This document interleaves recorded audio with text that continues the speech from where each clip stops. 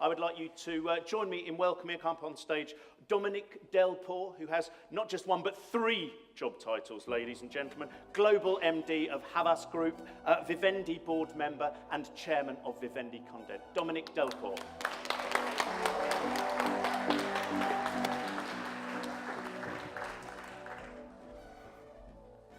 Good morning. I am delighted to be with you today to try to tackle these key issues around engagement, trust, and transparency. And yes, as Konstantin had explained it, this has been quite a ride, quite a storm, everlasting storm, in which we try, all of us, to navigate, whether media, whether agency, whether advertiser, whether stakeholder. Engagement, transparency, and trust, this will be the topic of my speech. It will be also the opportunity for us, and we're very excited at Havas, to reveal and launch with you in Amsterdam a kind of cutting-edge product that is also one answer to these boiling issues. 2016 was a tipping point. For the first time in the US, digital investment outweighed TV investment with $72 billion. It was also quite a tipping point when you look at where the digital growth was. Clearly, on one side, the side of Facebook and Google, the duopoly, with 103% growth on this side, which means that if you don't work for Google, if you don't work for Facebook, probably your business was declining last year. And yes, as we know, the Yalta of that digital ecosystem is now a Yalta between West and East, the GAFA on one side, Google, Apple, Facebook, Amazon, and the BAT on the other side. When you are in Europe, praising European smart brains and startups, we have to acknowledge that out of the top 20 internet platforms, 11 are American, 9 are coming from China, South Korea, and Japan. Our beautiful Europe, first powerhouse with 500 million pre-Brexit inhabitants, has been literally skipped from that digital world, which could be a worry if we believe that the platform is what conveys values, what conveys education and culture. This is why we all need to step up. What does it mean for advertising? That media storm leads to a new statement in which we truly believe the audience is the media. Ask the CEO of United Airlines.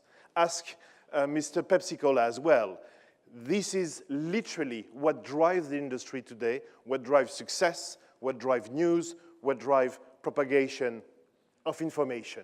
And if you look at that quote from Jean-Paul Agon, CEO of L'Oréal, our brand that grew the most were also very low advertising and promotion intensive. Kiehl's has no media. Urban Decay has no media. Many of these brands, we can add NYX and others, have no media. The audience is the media. And the fashionista and other influencers had more impact than some publishing title or paid media. And when we look at what does it lead to in terms of brand recognition, brand trust, brand love, this is a wake-up call. As you know, since 7 years now, Havas conducts a robust survey, 350,000 people interviewed in 33 countries for 1,500 brands. One question, I mean many, but one key question. If that brand disappeared tomorrow, do you care, or you want to play golf or go fishing? People love golf and fishing because basically if these 74% of brands disappear overnight, people just don't care. They switch, they swap, they change, but there are 20% of these brands who are meaningful for people because of the product that is good for the kids, because the value for money is great, because innovation is relevant, because it's a great employer for my community and neighborhood. Many reasons, 52 criteria. But this is clearly for every marketer in the world, and you can see the flat growth in some category in the US, despite hundreds of billions of dollars invested, something is broken. That was a few days ago from Forrester, the end of advertising as we know it. CMOs should probably shift some billions from ad interruption to branded relationships.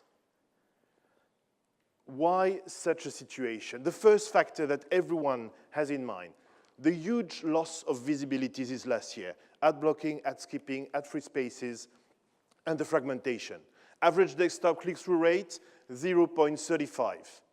We should try harder.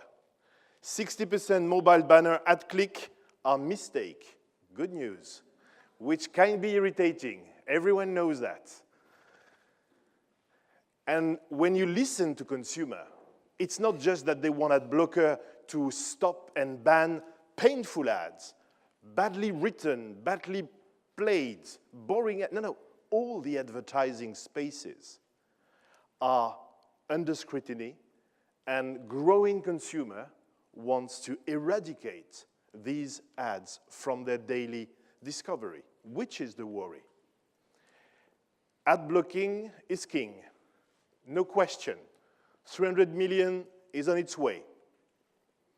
And when you look at the SKUs of the consumers, the youngest, the hardest anti-advertising. In every territory, same pattern. This won't change, be sure. And when you look at all the consumer-led ad blocker that you can find on any platform, any OS, or the network-led ad blocker, remember 3 in the UK with Shine, despite the EU that wants to avoid this kind of network-wide ad blocking wave, but this is a concern for our industry. And then you can add platforms that are so popular that in the US, 20% of the viewing time watching stuff, content, series, is spent on Netflix and Hulu, who are adless. Netflix, not a single ad. Hulu, there is, as you know, a freemium version, and more, an ad-free version of Hulu. So the lack and the loss of visibility is something that everyone has to keep in mind. Why? Because we need to fix that, and we need to be better in our job, and everyone should try, in a humble way, to do some progress in the way we can be more meaningful in the connection we provide to consumers. But the biggest issue that we all faced last year was the lack of transparency. Let's go. Let's talk about transparency. Let's talk about trust. When your relationships are in bad shape, no need to offer great French restaurant or Italian trattoria or trip in Capri. No. Just talk about trust.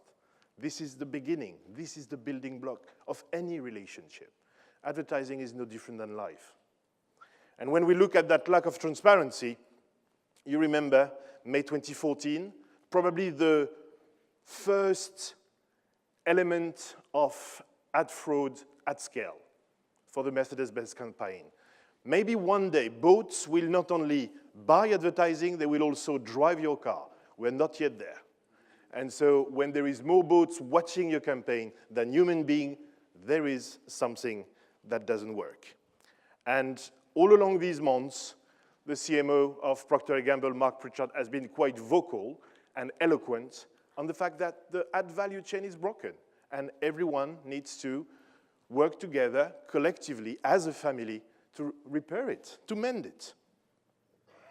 And when you look specifically at programmatic, 41% of marketers won't increase their budget until better transparency. And 55% are ready to change vendors if new vendors can provide more transparency in their relationship.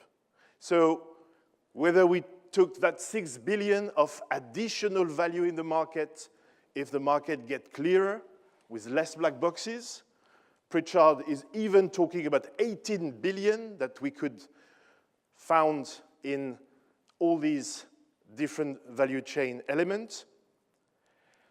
So probably what I wanted to do with you is first to go back to the golden years. Where did we start, and why are we in such a, I would say, kind of challenging situation, stimulating, said Constantine earlier. Remember TV, easy.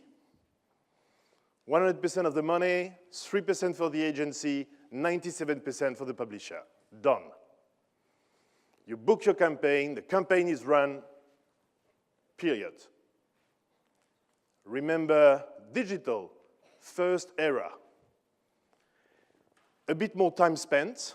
When a TV buyer buys 15 million per year, it's more 3 million. So you need 5 times more people. So basically, agency fee were around 15%, including some ad cost. The first ad cost, ad tracking. And then, for Mr. Yahoo and AOL and all the others digital player, 85% at the end of the day. That was the first cut in that value chain. And obviously, technology leads to automation.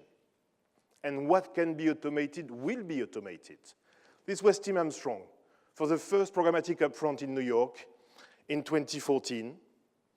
At that time, it was interesting because Tim was starting the new venture with AOL, while Marisa was resuming Yahoo. She bet on search in a way. He bet on programmatic. And his turnover was 4% 13, 34% 14, 54% in 2015 to 70% last year. That was a complete U-turn. Yes, what can be automated will be automated. But remember, when you have display advertising, it was one single impression at one cost for all your campaign. It wasn't really cheap. It was not really efficient. It was unsophisticated. And what the automation has tried to bring to the mix is different level of impression according to different user ID or cookie and personalization of your price, and then bidding system and exchange to have a, in some case, real-time bidding for that programmatic solution. And then you start having something much more complex that can be incredibly efficient, that can be incredibly productive in terms of value added, because, for instance, if you're a CPG in dairy and you only target for your product that is specific for allergy, moms with kids who have allergy, who spend some time on website for allergic kids and so on, you won't waste your money, you will target it and you will learn and iteratively be better at what you do. But obviously, as you know, when we look at where the money goes along the chain. And that chain is a mix of DSP, data provider, tech provider, exchanges, SSP, and so on and so on. And you can see from the WFA, from the IAB, from the NAR, everyone start to reconsolidate that mysterious value chain. And obviously, our best friend, Google and Facebook, have developed solutions at every level of this value chain. This is the beauty. And it was a year of controversy. And we all know that, especially because the year started with these K2NA reports. So in the agency side, it was quite challenging. Agencies under scrutiny, that was chapter 1. But the chapter 2 came with some measurement issue among our two big players, Google and Facebook. Facebook first, with the fake news and the election of Trump. Then you had the measurement issue, then some measurement issue at the Google level. That was chapter 2. And then chapter 3, remember Medbot, the biggest ad fraud ever. Great PR for White Ops. They create, if you remember, these Ukrainian genius or hacker, 250,000 fake websites and 500,000 fake profile, and starting to trade and buy and sell and see fake impression in a loop. 3 to 5 million euros diverted every day for 1 month and a half. That's getting serious. And chapter 4, issue with brand safety, you remember, and Havas has been quite vocal at that. And it's complex to bring brand safety inside the player. So, big debate. Should we censor the content before upload, or just after upload, but before broadcast, after broadcast? I mean, very, very complex debate. First Amendment on one side, and ability to avoid some critical contents to be exposed to the youngest audiences, especially after what we have lived this night, and all my thoughts with our friend in Manchester.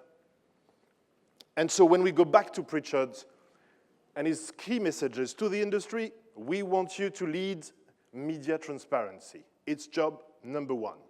Let's clean up now. Okay, let's clean up now. Let's try at an agency group level to provide solution. And this is what I want to tell you in the last 5 minutes of my presentation, how at a group level, we started to look at this issue with ups and downs, but constant investment and dedication to better outcomes. Everything started with that motto: we want to be the best at creating meaningful connection. That's literally what in every agency in 100 countries for 20,000 people, creative and media, we believed in. Brands, consumer, creativity, media, innovation. We believe that innovation is the key. If we don't invest massively in R&D, we won't be able to face this issue. So first, and it was in 2010, after having in 2001 bought Hook Media, that was a startup, and built some data capabilities, we literally opened a data lake. So since now more than 7 years, 100% of all Havas campaign all over the world goes through the data lake. Every ad server, every trafficker, everything is connected to that huge Artemis Alliance data lake. We track everything. Dozens of servers in Asia, in Europe, in Boston. 2, we saw coming that new wave of algorithm. Page rank for Google, edge rank for Facebook, spread rank for Twitter. The world is ruled by algorithm. If you don't raise your algorithmic capability, you will have some issue tackling all these issues. So first, we acquire a company that is dedicated in math. French guys are not really good in science, I have to say, except in math. We're good at math. I don't know why, but we're good at math. So 1/3 of all the Field Medal winners, the highest academic recognition, are froggies. So we look at a lake with a lot of froggies that were really smart, and we acquired that company, MFG Lab, that has been funded by a Field Medal winner, which is a kind of Nobel Prize in math, Pierre-Louis Lyons. And with these 20 guys that now are 70, we developed cutting-edge algorithmic capability. And these guys, in fact, have completely built Havas operating system. And it's the first time that I explain what we have done, and I'm really happy and proud of all this journey together. 3, building international research and development network. Why? Because academics and colleges didn't care about TV or outdoor or print, but they're all obsessed by social interaction. So all these universities all over the world are working, searching, investing time, effort, and talent in social network, in computer science, in algorithm. And this is what we have built as relationship with Berkeley. Michael Jordan, not the guy who was very tall and jump high, but the machine learning guru. And UCLA on transmedia and storytelling, USC with the Innovation Annenberg Lab.